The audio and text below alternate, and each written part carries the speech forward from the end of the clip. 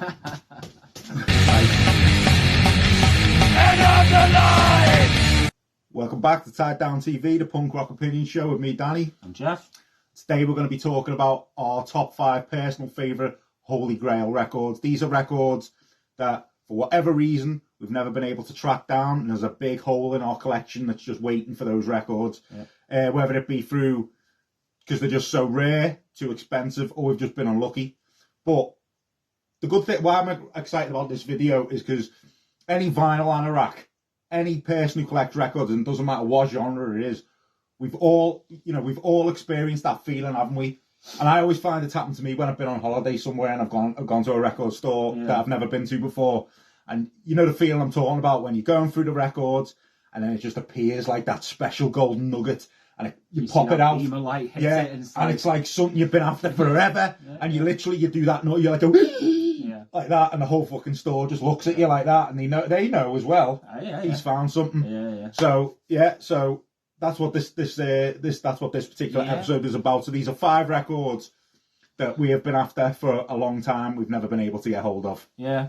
So my picks, I picked a few things that might be a bit boring, might even be a bit middle of the road, and people might think, why have you picked that? There's loads of stuff I didn't pick. It's like 7 inches and stuff that are hard to get, and some of them would be like the Doom Police Bastard, because I want the original artwork. You can get a copy of that now, but the artwork's different. Anti-CMX wrote that, stuff like that. There's loads of that, loads of Crush records, loads of hardcore records that are hard to get. I've picked 5 that are albums or releases that are significant to me and my development in getting into music and getting records, and why I want these I'm going to explain. So my first pick is At the Drivein, Relationship of Command. So I'll take you back, Danny, to when I was 15-year-old Geoff, full of piss and vinegar, thinking he's young, dumb and full of cum. That one, there you go. Thinking he's big man on campus because he listens to Rancid and a few other, of those kind of like American sort of punkish sounding bands. Rancid, effects is I've sort of got into around that point. My now brother-in-law at the time was my sister's boyfriend. I was still living at home with my mum and dad, so was my sister. He used to come around every now and then. His brother worked in the music business, and every now and then he'd give Chris just some CDs. Anyway, one day, knock on my bedroom door, open the door, Chris is standing there and he goes, Geoff, have that.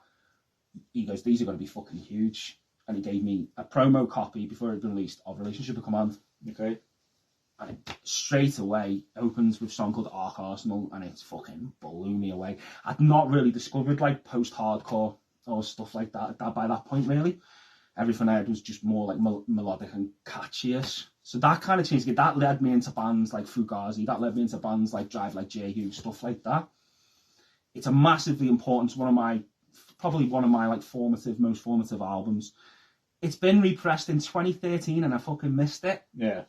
Didn't get a copy. Know that feeling. Nowadays, I look online, every now and then, see if I can get a copy, looking for news, hoping they're going to get it, it's going to get a repress. And out of all my picks, it's probably the one that's most likely in the next year or two to maybe get one, because I know those guys have just repressed all the Mars Volta records, which means they might go back and do the At the Drivein ones. But that album is so important to me that I need to have a vinyl copy of it. I had it on CD for years, but I'm not after CDs anymore. Don't buy them. I want the records. I want that on vinyl. That's one of my top picks.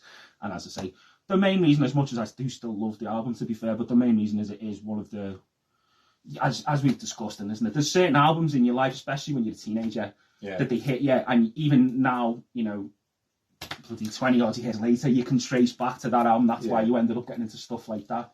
Just a little funny footnote on that record he's talking about. Last week, me and Geoff were in Defend Vinyl on Smithdown Road, and I actually seen a copy of it behind the counter, and I went, Geoff, look!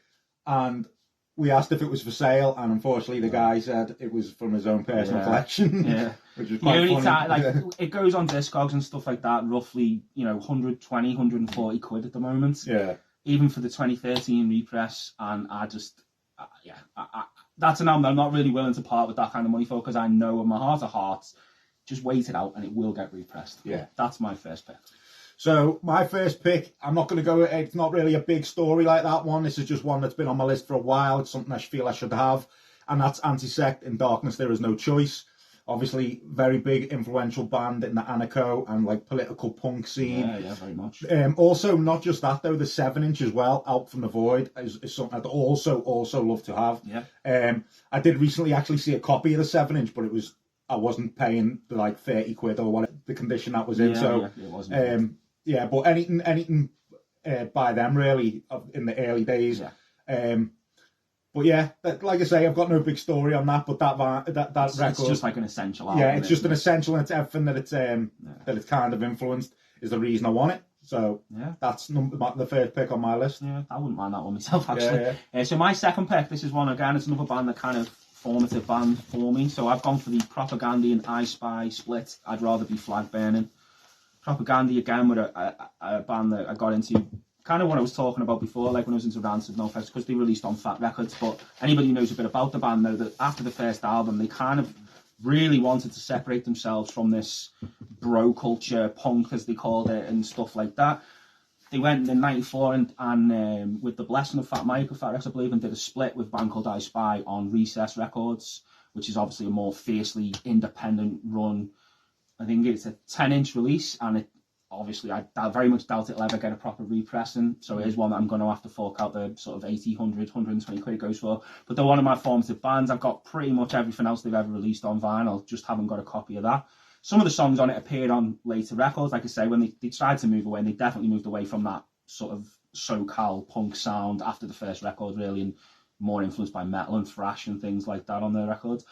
But anyway, I digress. Like I say, it's got like Nation State, one of the most famous songs off the second album, like an early version of that. A version of Haile Selassie Up Your Ass, I think, is on there as well, which was on the first record. But as I say, they're a band that kind of opened the door. When you talk about political punks, they're fiercely political, fiercely vegetarian at the time. Early doors with a hardcore vegan band, like, as well. Talked about a lot of issues, like say, whether I agreed with everything they say or not, this isn't a show about politics. They did open my eyes and open the door to looking into a lot of things as well. Like I say, a very formative band, kind of, made me aware of political issues that I probably wasn't aware of at the time when I heard them when I was like 14, 15. And that's why I want that record as well. Cool. My second pick, we're going to fly to New York, my favourite place for hardcore. So just want to talk about like the beginnings of what I consider the beginnings of New York hardcore. Obviously in CBs you had like bands like the Stimulators and the Eliminators that maybe came out of the punk scene. But I think really the beginnings was the bands that were kind of hang around A7, the club A7 at the time. Yeah. And when you think about the bands that came out of that scene, you think about like Kraut and Antidote, Agnostic Front, The Abused and all them. Think about that around like 80 to 84, like the amount of 7-inches that came out in that time. Obviously you had The Abused, Loud and Clear, Agnostic Front, United Blood, Antidote, Thou Shall Not Kill. I mean, I truly believe these are some of the greatest hardcore records ever released ever. I mean, I really do. As you know how much I love that United Blood 7-inch. Like. Now, out of all that group of 7-inches and bands, I've pretty much tracked down all of them in some way or other, on a CD repress or some kind, or a 7-inch or an LP re-release or something. But there's one band who came out of that little scene that I've never been able to track down their 7-inch for, and that is Cause for Alarms EP from 1983, which is just amazing. This is the beginnings of New York hardcore. Do you know what I mean? This is like the early start of it, and it's just that there's no metal here. This is just proper proper old school hardcore. It's got a really provocative cover with the two riot police dragging the guy along.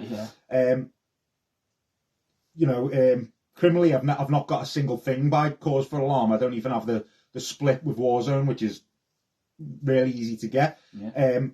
Sometimes that's why you don't know things like that, though, is it? Because you know it's available. Yeah, like. Even the repress on Victory, which came out on CD, is quite hard to get now. Okay. So unfortunately, I've never been able to track this EP down. But out of all those classic 7-inches that came out around that time, like the A7 group of bands, it's the one that's escaped me. Yeah, and it's annoying. I can imagine knowing how much you love New York hardcore. Yeah.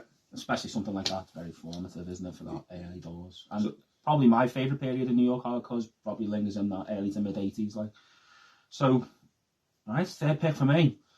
I've gone for Crossed Out, the 1990 to 1993 compilation.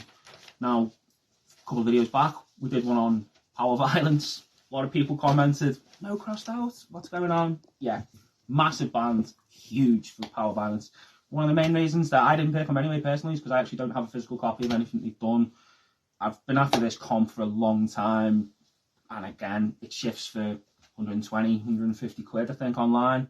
So I've never actually, pulled the trigger. Yeah. It's a lot of money to spend on one record, isn't it? And as fucking great as it is, and at some point I'm assuming I will get a copy of it. I hope so anyway.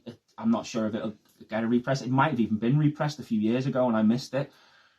But I've never found a copy of it. Even as some of their 7-inches, I'd pick up anything by them that I came across, but I've never come across any of it. Not at an affordable price at the time anyway.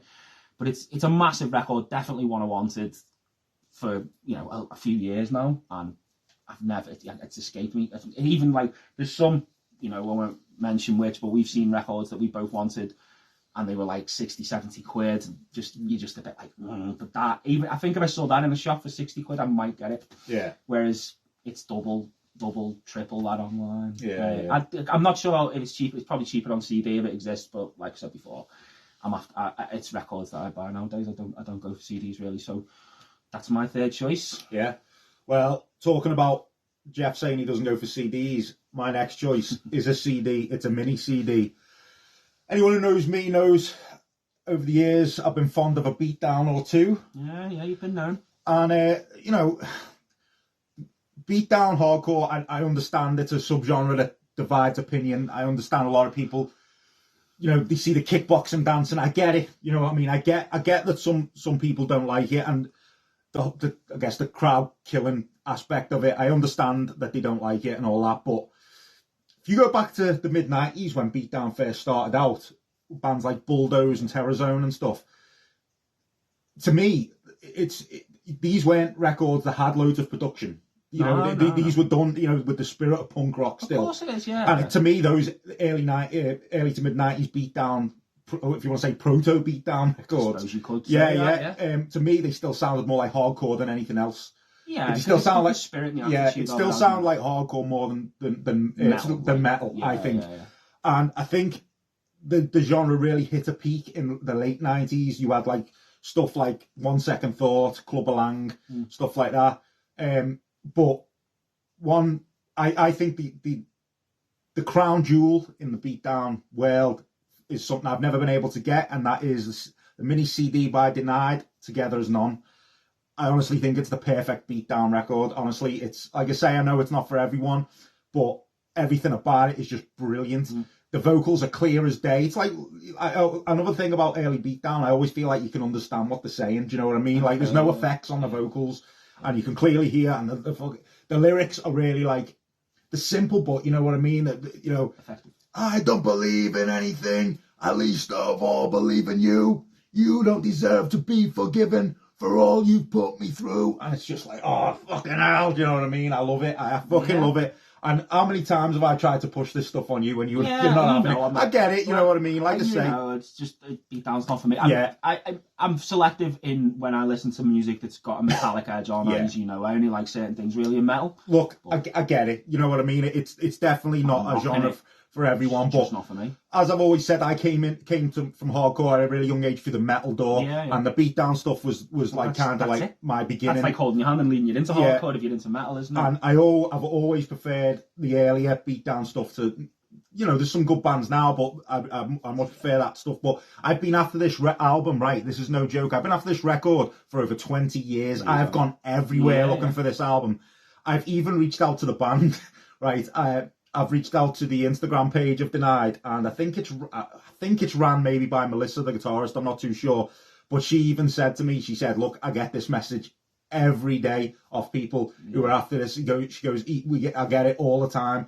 Even the band have only got 1 or 2 copies themselves." Do you know what I mean? And I said, throw us a bone, like any chance of a repress. She said, I really don't think it's getting repressed. So it's one of them. I refuse to give up on it. That many people are after it. I wonder why. I don't know. I just think it's probably like got a cult following. I know it's only existed on CD, hasn't it? As well? It's just. I know looking it up because out of all your picks, that's the one that I've known you talk about the most. Yeah, it's just brilliant, and like I say, I'm I'm doubting that I'll ever find one, but it's one. Talking about CDs, it's one I'm willing to. It's one I'm willing to stick the old fingers in the pocket for. It doesn't exist big online, time. does it? So you're gonna. Yeah. So I know for a fact I saw that 200+ online. Going yeah, you're looking at 200 quid. Yeah, and then you've got to worry about the quality. Exactly. Yeah. So the Night Together is None from 1998 is my next pick. Yeah, it's a good pick. So my fourth pick. Just harping back a little bit to again some formative bands for me. So I've gone Bad Religion, Into the Unknown. Anyone knows a bit about Bad Religion, obviously highly influential punk band, California. So they brought out their first album, How Could Hell Be Any Worse? It's a bit of a hardcore classic from the West Coast. It's fucking great, to be fair. I love Bad Religion, especially sort of the 80s period. This record was the second record, so they brought it out after doing this hardcore, the hardcore album, and it had synths on it. It was influenced by a bit of prog. I mean, it's not all the way through, and I've listened to it again more recently, and it's probably not as bad as it didn't deserve maybe the hate it got at the time, but it was almost like they portrayed the scene, didn't they, a little bit, and they split up after it. Bad Religion was done for a while, and imagine if they never go back together. They influenced so much that came after them, especially when they got back together. So they got back together after a couple of years, I think, and they did the Back to the Known EP, and then the big album of theirs, Suffer, which then influenced the whole 90s thing. Like it or hate it, no Bad Religion. No Effects said they changed their sound after hearing Suffer. Loads of everyone fucking was influenced by it, weren't they? So as I say, I love Bad Religion, especially from the first album. Skip over the second one, Suffer, No Control, Against the Grain, stuff like that. I love all that. And I just want this album more as a completist thing, as much as I don't think it's a great record, I also think it is kind of important, and it could have been very significant because they might never have got back together after. Could have derailed Bad Religion for good, and then things would have been a bit different maybe. But yeah, I want it in my collection. It goes for 250, 300 quid online. I don't think it's ever been repressed, except for maybe they did a box set of everything on vinyl, which I wasn't willing to pay for because they have got a few shit albums as well. So again, I've just got to hope and pray at some point Brett Gerwitz goes, right, and does a repress on Epitaph, so all those little completists can get hold of it. And that's my fourth pick. What pick am I on? Fourth. 1, 2, 3, fourth. Right. Have any of you ever had a cursed record? I'm talking about a record that's cursed. I mean, it's cursed, like actually cursed. That's my next pick. You see this little son of a bitch here? You know how many copies I've had of this? I've had 3 of these, right? And all 3 of them have been heavily fucked. The first one, right, I managed to get in a job lot, right? First off, let me introduce it. I haven't even introduced it. It's New Jersey Brotherhood. It's a split between E-Town Concrete and Second to None, right? 3 copies, right? The first one I got, right, I got it in a job lot. The E-Town Concrete side was fucked. The second copy, right, I got from fucking Tokyo when I was in the holiday in Japan. Yeah. Was made up. I found it again. I was like, fucking hell. Another copy of that. Who'd have thought it? Got it home. The Second to None side was fucked, right? At least you've got it works between the two of them. Like. Right. I'm not messing here. I got it again, right, when I was on holiday in Norway, right? Third copy. Both sides were fucked, right? And that's not the end of the story, right? About 20 years ago, when we all had a PC, I downloaded this, right, from one of those download sites we used to use. Old LimeWires and all yeah. That, yeah. And the file was corrupted, and it broke me fucking PC. Right. This is a fucking cursed fucking record, this is. And we've all had them. I remember I had trouble for a while with Can't Close My Eyes with You for Today. Yeah. I got a few copies of that were fucked until I finally cracked one down that was, like, not defective in any way. Do you know what I mean? But this, it's got to the point now where I don't think it's worth it. If I see one, I think I'm going to run a mile. Even you know what I mean? You've ticked it on your Holy Grail list. Right, because this... You want a working copy of it. But I'll tell you something, this is an unbelievable split. This is probably my favourite split of all time. Okay. Right. I know E-Town Concrete on Forever One. I know they kind of delved into like new metal stuff. Second to None is hard as fuck from New Jersey. Yeah. Well, they're both from New Jersey. Yeah. I fucking love Second to None, and I love early E-Town Concrete. This is an amazing split, 7-inch. It's on Back to Basics, right? And I've got loads of Back to Basics stuff. And I'm not gonna say anything about the guy who ran Back to Basics. I think enough of that's been said over the years, anyway. But I'm not going to say him because he's released some amazing stuff. Back to Basics released some amazing stuff. But it seems to have all been done on a fucking cheap, big time. Do you know what I mean? I know there's DIY, and then you know you know what I mean. So it's my last pick. I've gone for the Descendants Fat EP. So I picked this. I've talked about them a couple of times, although I've never actually picked any of their albums and thingies. Even though these are one of my favourite bands, I've even got a tattoo of them. This is the first recording they did. I think it's the second 7-inch. The first one, the Ride the Wild, It's a Hectic World, I think it's called. Doesn't have Milo on vocals. So the Fat EP, first appearance of Milo. As you all know, if you know the Descendants you've seen the iconic drawing of Milo, the little cartoon with the glasses and the spiky hair. You know, the nerdy frontman of a melodic hardcore band at the time. Now, after they released Milo Goes to College, it got put out as I think it was called Bonus Fat, and it's got the Ride the Wild 7-inch as well on it. So it's on a 12-inch, but as me and Danny have discussed many times, it just doesn't feel the same when you've got something that you really want, the 7-inch. And the reason I want the 7-inch so much is because they're such a big band for me in general, and I absolutely love them. And it being a physical copy, the first recording of Milo on it. But the original 7-inch goes for, again, $250 for a 7-inch, and that's, again, maybe if I'm swimming in buckets of cash, I might have bought it at some point. But you can get the Bonus Fat 12-inch. I think even secondhand copies of that are fairly cheap. But that's just I don't. That's not the holy grail for me. It's the 7-inch. Like I say, they're a very formative band again for me. I got into them quite young.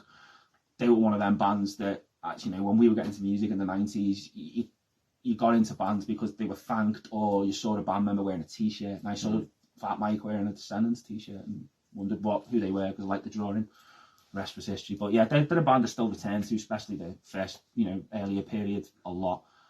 And that's my fifth pick and final one. My final one is a compilation, and it is from 1982, and it's the legendary This Is Boston, Not LA. Yeah. This, you know what? I've never even seen one. No, I've not. I've never even fucking seen a physical copy We've of all one. fucking heard of it. Yeah, it's a very famous compilation. Yeah, I've seen. Actually, I tell a lie. I've seen one on tape. I've seen a cassette version of it. I've seen it on tape. No. It wasn't for sale. Oh, you know what I mean? I've just fucking seen it. Yeah. Okay. And it's obviously a legendary compilation. And it's some of the bands that are on there. It's some of their best stuff, especially the Gangrene stuff on it is like amazing. Literally amazing. SSD got asked to play on it famously and refused to. Yeah. Do you know what I mean? And I think it's had one repress or one or two represses, and Newbury Comics re-released it and to like 1,000 copies and something. Do you know what I mean? And it's something I've always been after. And like I say, I've never even seen one, so I don't think I'm ever actually gonna fucking get one. But I'd love to have one in my collection. Yeah. So that's my fifth pick, short and sweet there. Nice. So those are our 5 picks. We're not picking honourable mentions in this because, not quite the same as picking your 5 albums, is it? But anyway, so thanks for watching. Don't forget to join us next week where we're picking our top 5. New York hardcore. He's going to love this one. So like and subscribe, ring the bell, jump over to Instagram, Facebook, follow us, give us a like, all that stuff. Thanks for watching. See you next time. That's what I say. That's what I do.